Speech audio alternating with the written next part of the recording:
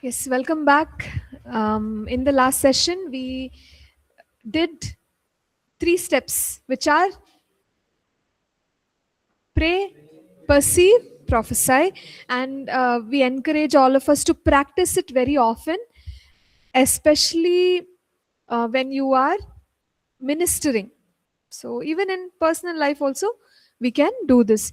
So, the prophetic can be used at all times, no matter where we are. We can just ask God to speak to us, and it can be a blessing, right? And maybe all of you have already done this, like when you're out, when you have to make a decision, um, when you're stuck in a particular situation, right? So it's happened to me many times. So think like this. I can be prophetic all the time. I know mm, one person in our youth group those days. He was known for being prophetic everywhere.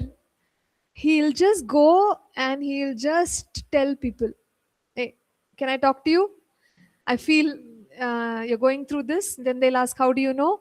And then he'll just tell, right? He'll find a person on the road with some problem, like bone problem, leg problem. He'll be like, I want to pray for you. Just go minister healing. That person will get healed like immediately.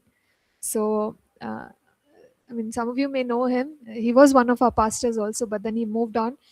But so inspiring that someone can apply the prophetic at all times. It's not just Sunday morning, supernatural hour. Okay, come, let's become prophetic.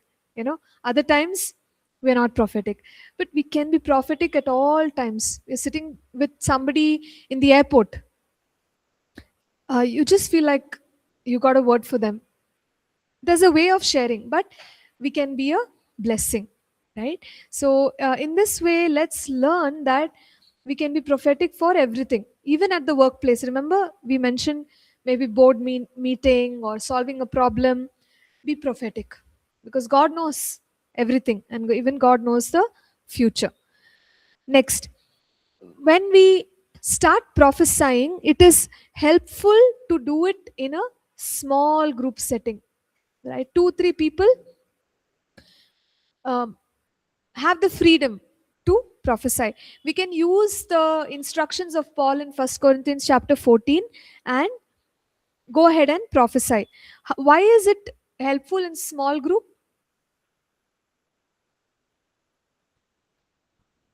See, we want to learn prophesying, okay? And we are saying start in a small group.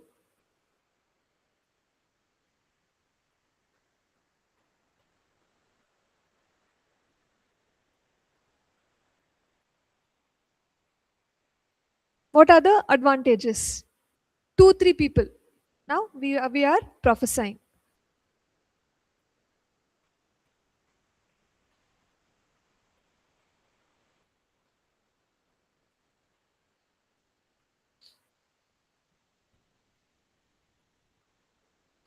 See, firstly, it's a small group, so people may feel comfortable.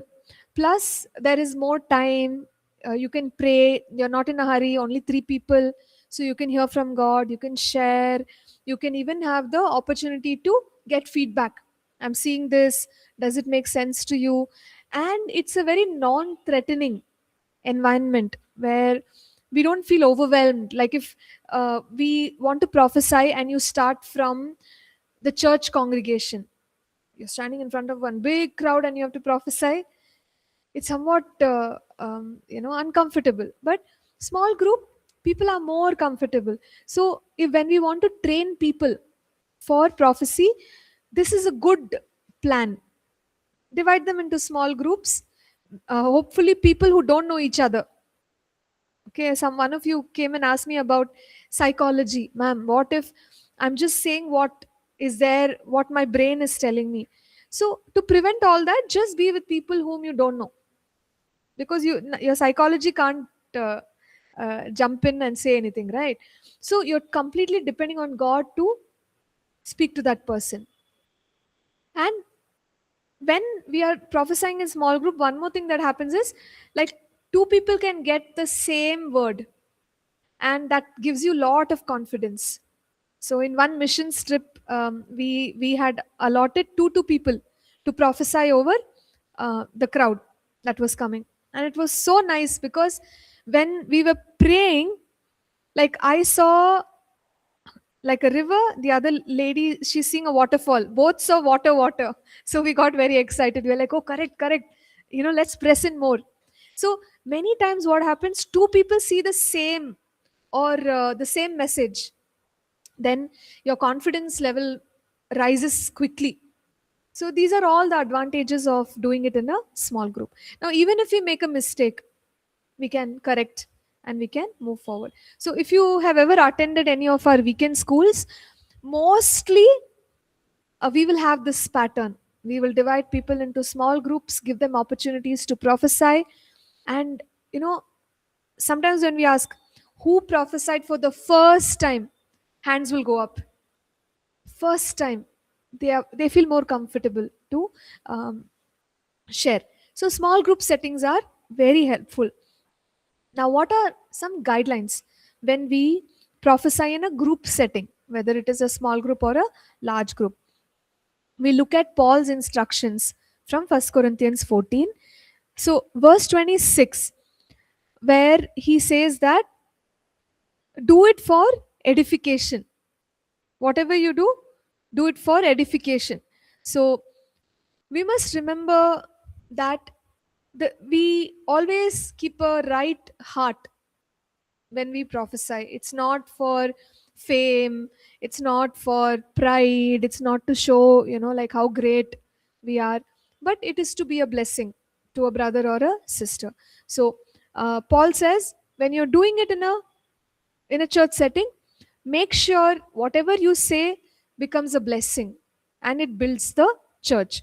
Secondly, his instruction is let everyone participate. So 1 Corinthians 14:31, the scripture says, for you can all prophesy. What is it? Excuse me. Sorry guys. One by one. So that means that, yeah, everyone is hearing from God, but we are going to give the chance one by one in an orderly way. What will happen if we don't do it like that? Confusion. Everyone will start saying, thus says the Lord, thus says the Lord, full screaming, shouting. You can't have any order. But Paul says that order in a corporate setting is important to glorify God. Therefore, do it one by one in an orderly fashion and let everybody get a chance. Then the next one is follow instructions. 1 Corinthians 14:40. I am on page 150. If you all don't mind, is it possible to switch off this fan? Yeah, please.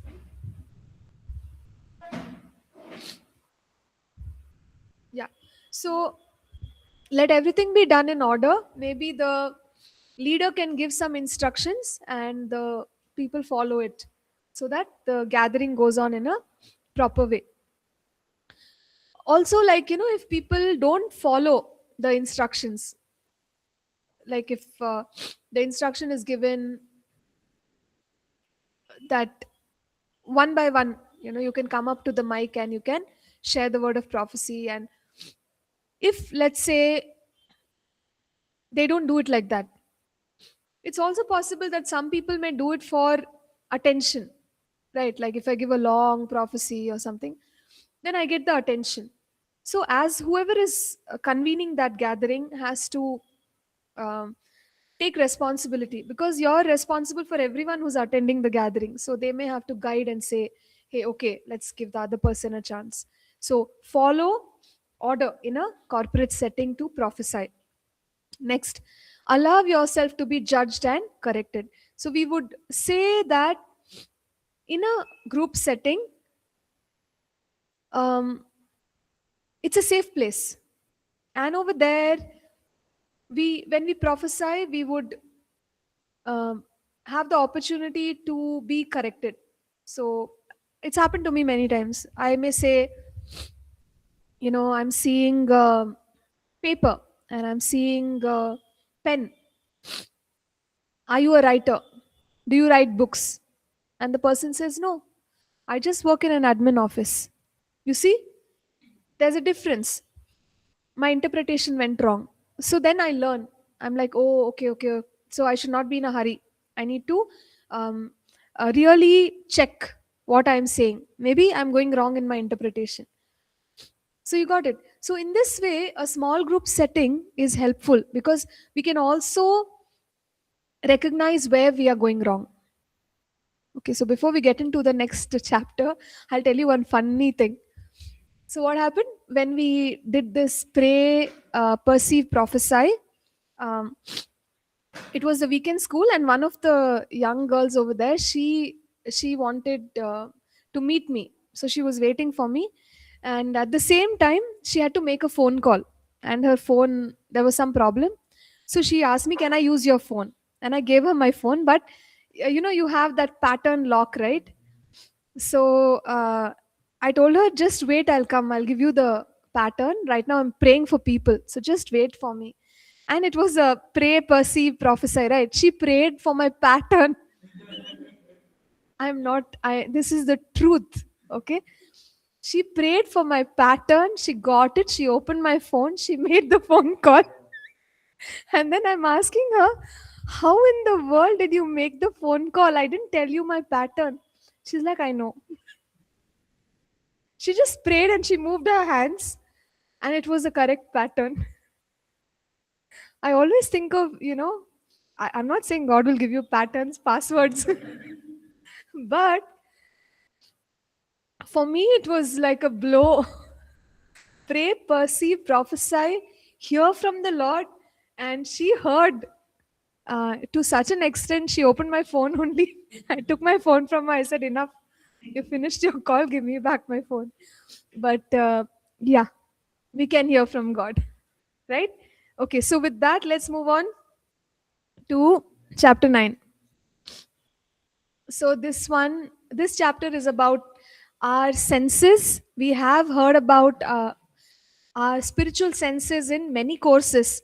So this will probably just bring it all, into consolidation. So we are spirit, soul, and body. The core scripture for that is First Thessalonians 5:23, where Paul says, now may the God of peace himself sanctify you completely, and may your whole spirit, soul, and body be preserved blameless at the coming of our Lord Jesus Christ. So he is mentioning your whole spirit, soul, and body. So every aspect of us need to be understood. And when God speaks to us, mostly what we recognize is that He ministers to the spirit. And in our course, Developing the Human Spirit, we said the human spirit is also called as the heart, right? The word heart is used in many places to describe the human spirit. And also belly, then later on, innermost man, inner man. So, primarily referring to the spirit part of who we are. God ministers to the spirit, and then what happens is the soul processes the information which is received in the spirit. And then you could say that the body will rely it. Now, we are not saying that the soul and the body cannot experience the communication of God. Yes, they can also directly experience, but generally it is the spirit. So to keep our spirit sensitive to God, to receive from Him, is so important. That's why things like praying in tongues helps you stay in tune with the communication of the Holy Spirit. So let us look at some verses that talk about spirit to spirit.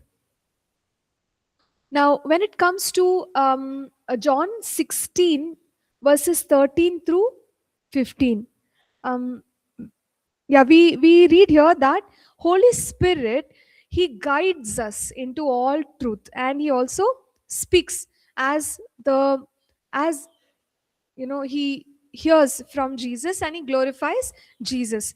And the Holy Spirit leads us. Romans 8 verse 14. So there is a ministry of the Holy Spirit, right? In the life of a believer. And when it comes to how exactly he ministers to the spirit, we look at a couple of scriptures. One is bear witness. We already spoke about it. Romans 8:16. It says, Spirit himself bears witness with our spirits that we are children of God. So, Holy Spirit is saying, it's as if he's telling our spirit, yes, yes, this is it.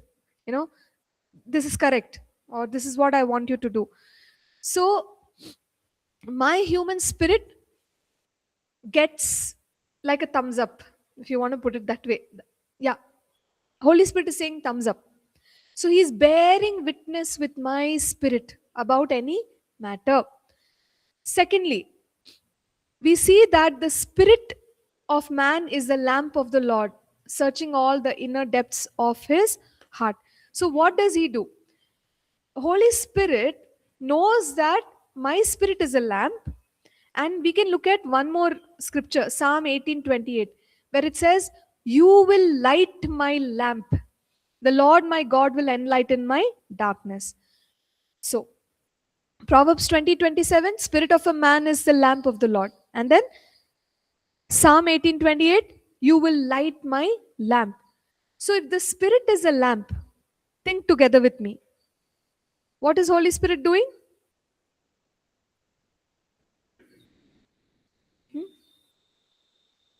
Man's spirit, my spirit now is a lamp. Then lighting the lamp. So Holy Spirit will come and he will light the lamp. So that light is nothing but revelation. Okay?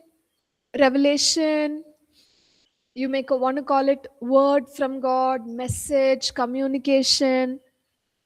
So this is how Holy Spirit speaks. This is how God speaks.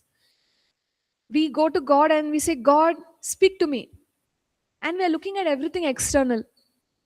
And we miss the still small voice of the Holy Spirit in my spirit. Because that's how He generally speaks. So from within, when I say, Lord, speak to me, from within my spirit, I'm receiving His communication. That's His normal method. So the Bible teaches us in Psalm 42:7, deep calls out to deep. That means spirit to spirit communication. And believers have to understand this, right? So, yes, God will speak to me, but where will He speak to me? Yeah, spirit to spirit. So, whenever I say, Lord, speak to me, my spirit senses have to be ready to receive, because He will drop His communication there. Now, there are 5 spirit senses that we can talk about. We can see a picture here in our notes, and let me just share it for the sake of our online students.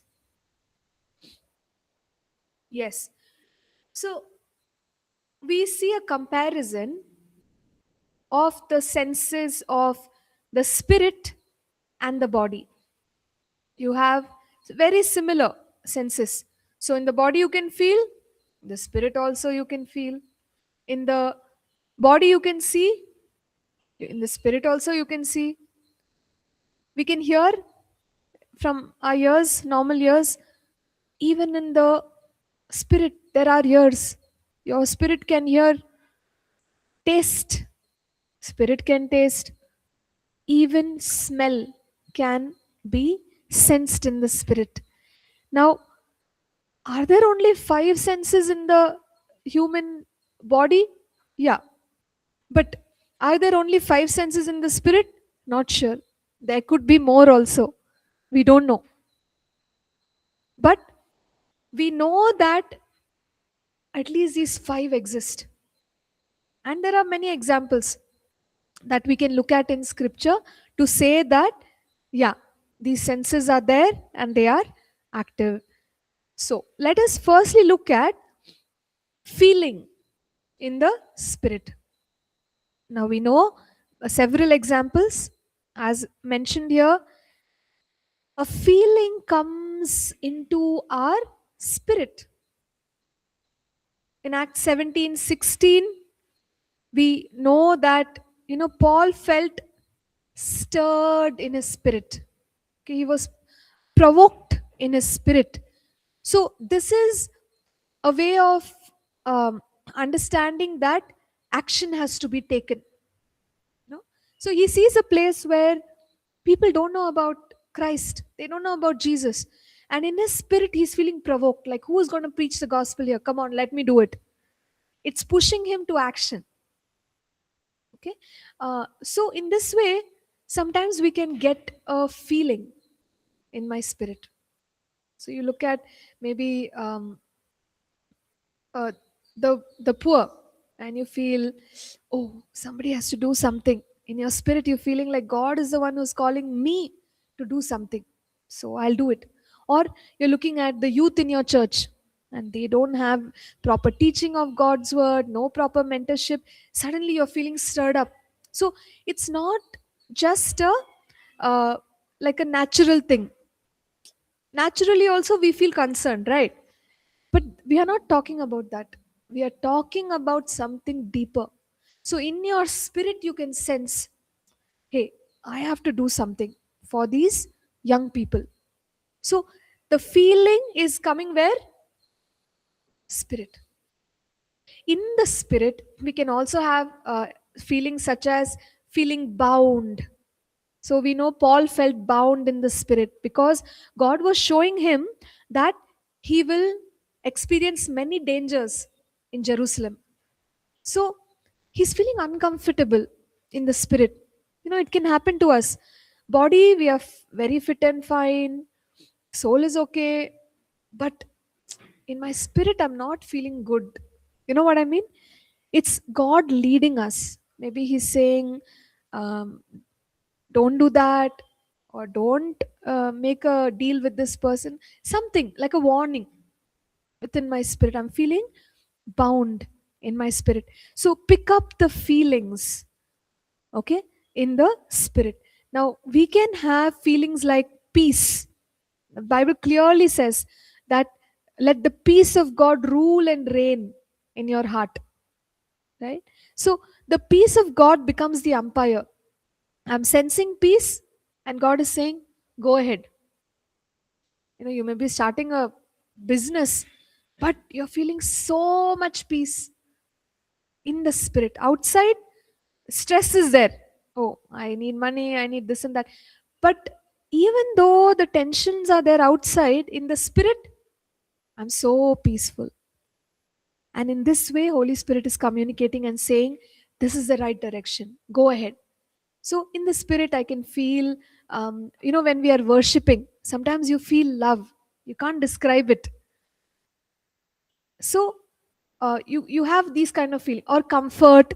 You were very upset, but deep in within your spirit, Holy Spirit is granting comfort, and I'm experiencing it. So in this way, we pick up feelings. Clear, everyone? Okay, let's move on. Next is seeing. Seeing, we spoke a lot about it. So usually what God does is He will show an image, and then He will speak a message from it. So Amos is a very good example. So we have here in our notes also Amos chapter 7, Amos chapter 8, where God is showing Amos. He sees judgment coming first through the locust, then through the fire, and he is actually understanding the meaning of these things. And he also goes and he prays to God and says, Lord, relent, don't destroy the people. So God is using uh, visual imagery to convey his message. Even other prophets, if you look at like Jeremiah, or if you look at Ezekiel, they all talk about visual. I saw this, and God is saying, the judgment is coming upon the people. So, God can minister to our spiritual sense of sight, and we receive His communication. It can be in the form of just a picture, or it can be a dream. What is a dream?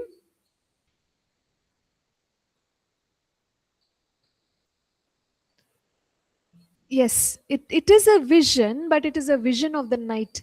Meaning, when we are sleeping, we are seeing a motion picture, right? So that is a dream. Can God speak through dreams? Yes. So we have many examples in the Bible. Give me one. Pharaoh. Pharaoh's dream. And then Joseph actually had to interpret. He also interpreted the dreams of the baker and the cupbearer. So the dreams were actually a message. So dreams can speak to us. Then trance. What is a trance? Mm, so we wouldn't say out of body experience. Trance simply means losing the strength in your physical body when you're having a supernatural encounter. Like Peter. We read about Peter in Acts chapter 10 during afternoon time. He's up on the terrace, and then he gets this vision. uh, like a tent comes down with all animals, and then God tells him, go ahead, take and eat. So that story.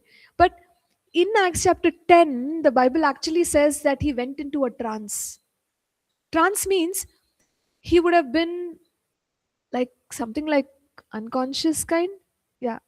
Body has lost strength, but spiritually, something is happening. He's watching a vision. So that is the meaning of trance. So I know it was lunchtime, so I don't know why he went into a trance. Bible says it was a trance, so we can believe that. So he didn't just fall off like that. Okay, moving on. Yeah, next, vision. So Ezekiel had several visions.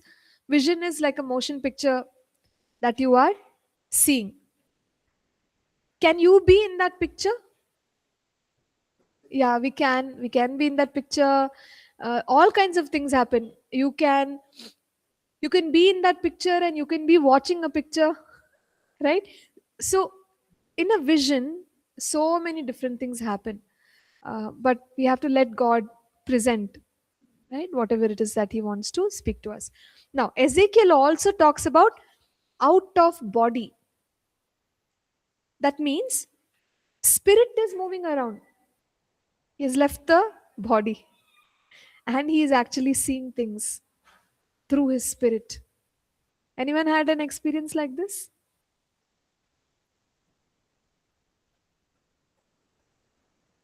Yes. Oh, nice. Very, very interesting.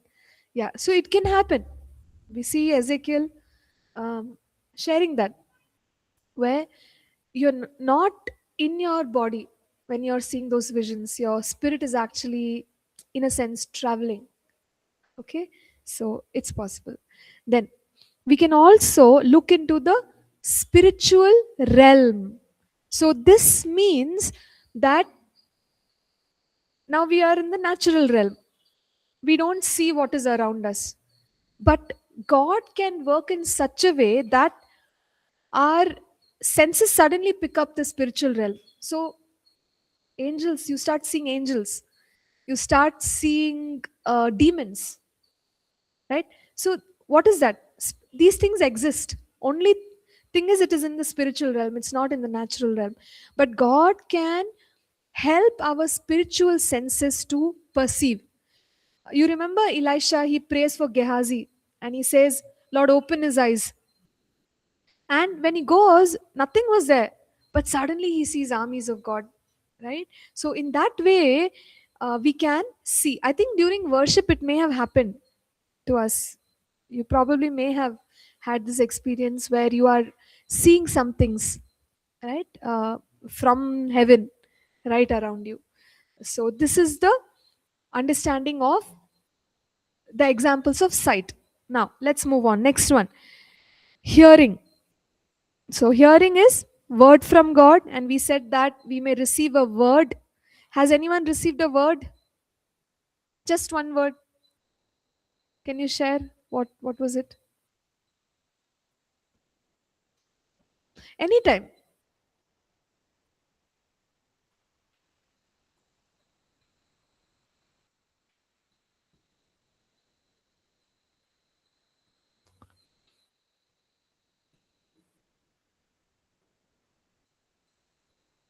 Yeah, but just one word. Have you ever received just one word? Yes, Pastor Nancy, I heard it. Okay, I've okay. heard it a couple of times. And Mm-hmm. one time heard was fellowship, Oh, okay, nice. Just one word. just one word. But once I heard one whole line of a scripture, and I didn't even know the Bible then. I was Mm-hmm. wondering from where that was. Then I quickly Yes. went and searched and I got the word. Mm. Yeah. Yes, So that thank you. was, yeah, Pastor. Yeah.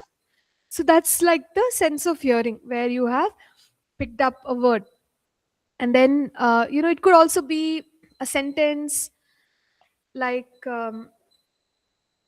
you see in Acts chapter 10, when the men come from Cornelius sends some people, so they come to Peter, and Peter is confused at that time. Suddenly Holy Spirit tells him, don't ask anything, go doubting nothing. That's all. He gets like a sentence, right?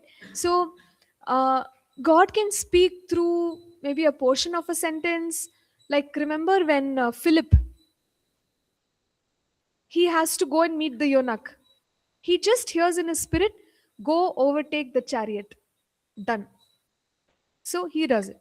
So in that way, God may put a line or a couple of lines into our spirit, and that is Him speaking to us. We can even hear other sounds. Have you felt anything like this? Ma'am, can you just repeat it? Like other sounds, brother. Not just words and sentences, but maybe like waterfall, wind, uh, birds chirping, something else, some other sounds. I have heard it, Pastor. Heard Hmm. Yeah, understood. one night, Huh.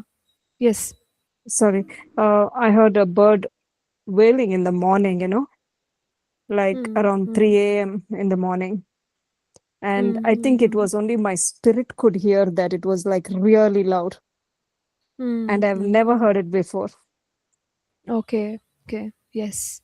So it can happen, right? Just be open to these things, because God can minister. I think for me, it was once one brother was praying. He was just praying, and he was saying different things. When he was saying, when he said waterfall, I I could, like, I felt like I'm there only. Waterfall, I can hear the loud water falling on the. It's very loud, right? Waterfall. So that kind of experience, hearing in the spirit. So just for us to be open to it, these kind of things can happen. Yes. Anyone wants to share? Yeah, Pastor, I had a question, Pastor, though. So when we hear the sound like this, is there Mm, some kind of a revelation? I prayed about it. mm, And since it was early in the morning, it kind of bothered me. So mm, I just sat in prayer for like 3 hours. And mm, I was mm, like, waiting to see if I can see something or hear more something on it, but I didn't get anything. mm, So I mm, was a little bit worried, but I didn't get the revelation. mm. Yes. So, see, usually when God gives us any communication, what we say is it's not for entertainment, right? Like, okay, let me entertain you, I'll show you something. So He doesn't do it just like that. There's always a message.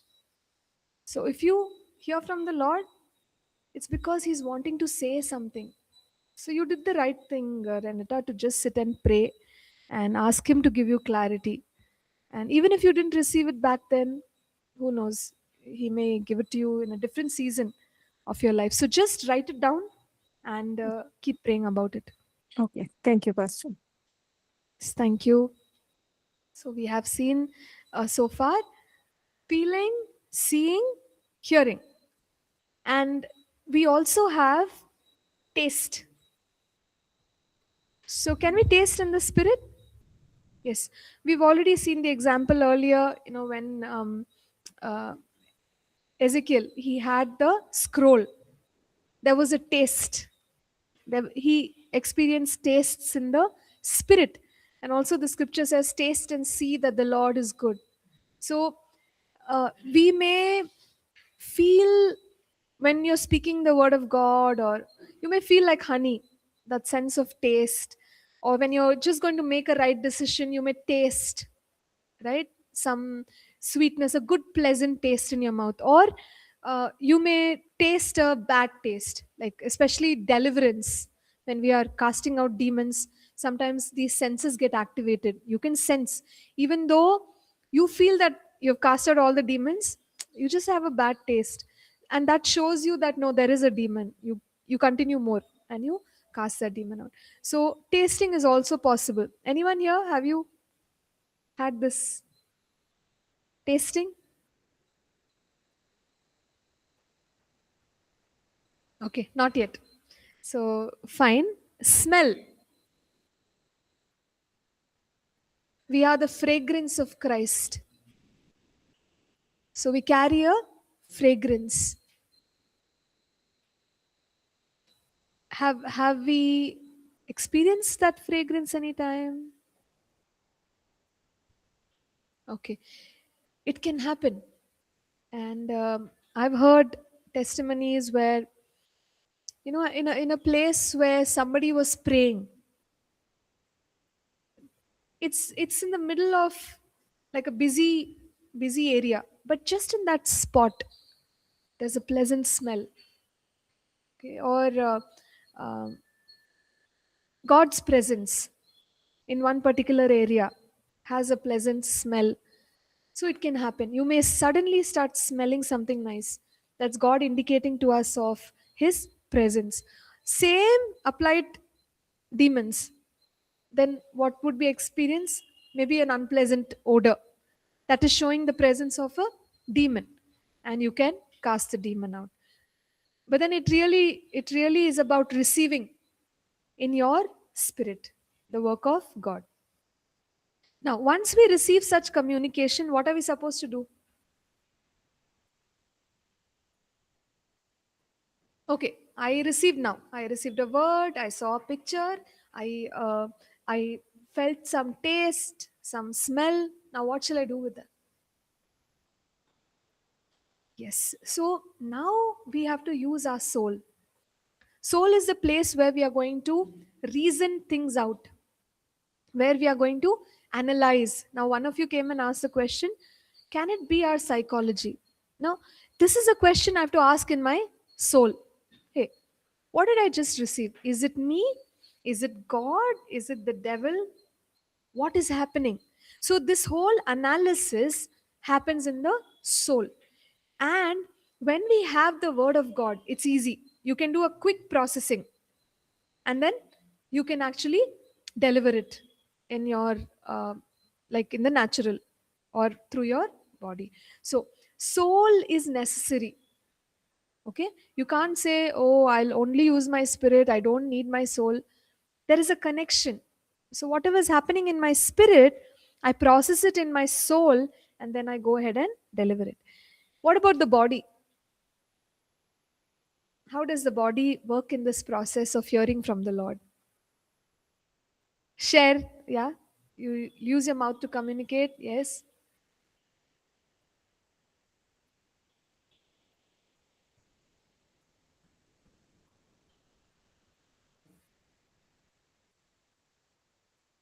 So sometimes our physical body also can become a channel.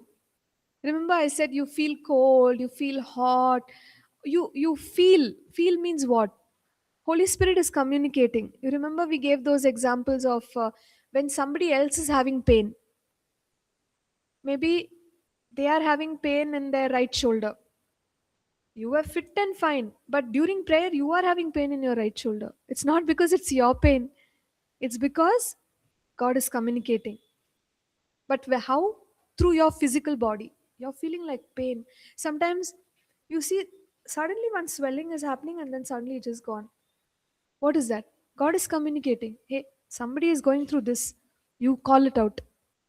So God can use the body as well. The senses uh, physically can be an indicator of what God wants to share through us. So we can feel, remember I said, you just feel a comforting, cool breeze, or where is that happening? On your body. You feel like somebody just touched me, but no one's there. So it may not be the spirit, it could be your body also. So the body can also become a channel that God can use to communicate. And don't put God in a box. God can speak however He wants to speak. Sometimes our emotions, you just feel so happy. You don't know how you're feeling so happy, right? You can't stop smiling, you can't stop like rejoicing. What is happening? God has touched my emotions. You got it. Sometimes you go to pray for someone, you're a very like controlled, self-controlled person. But you're feeling like crying. Suddenly you're just crying for them, weeping for them. So in your spirit it has come, but also in your emotions. And that is being expressed. So God can use the spirit, He can touch the soul, He can also touch the body. He's God. He can do whatever He wants to. But we want to be an instrument in His hands and say, Lord, speak to me. No, touch my every sense. Let every sense I have, let it be for you. And in this way, when we start developing our ability to hear from the Lord or receive from the Lord, we will be sharp. So let me stop here. There's a lot more in this chapter, but we will discuss it in the next class. Okay, any questions at the moment?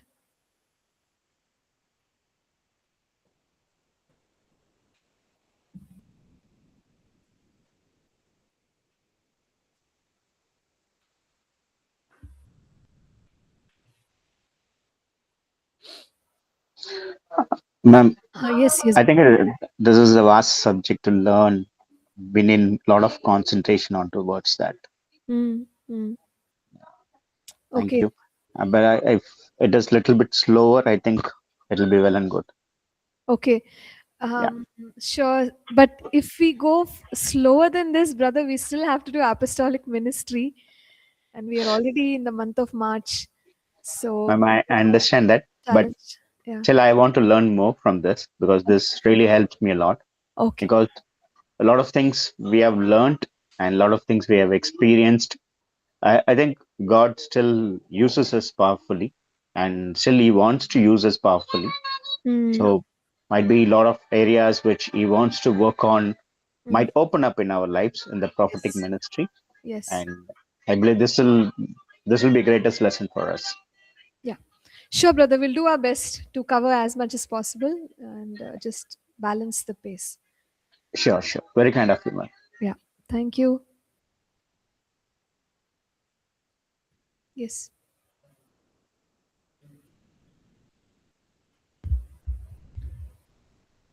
Prophecy can happen for like own self.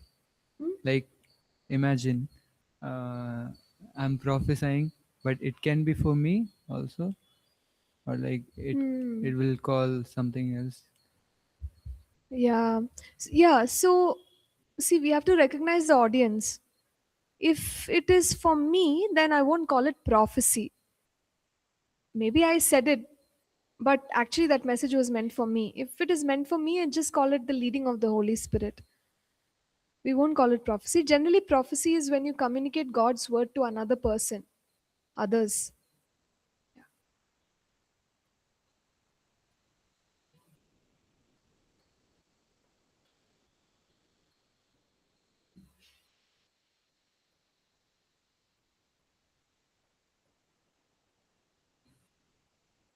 I think you're processing, is it? I can see some processing happening. Anything? No. No. Okay.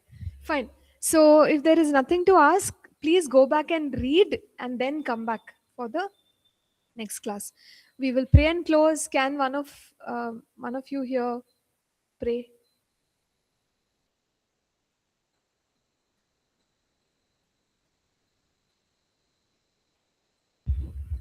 Let's pray. Thank you, Heavenly Father, for understanding and prophecy, Lord. You, you give your wisdom, knowledge to us, oh Father.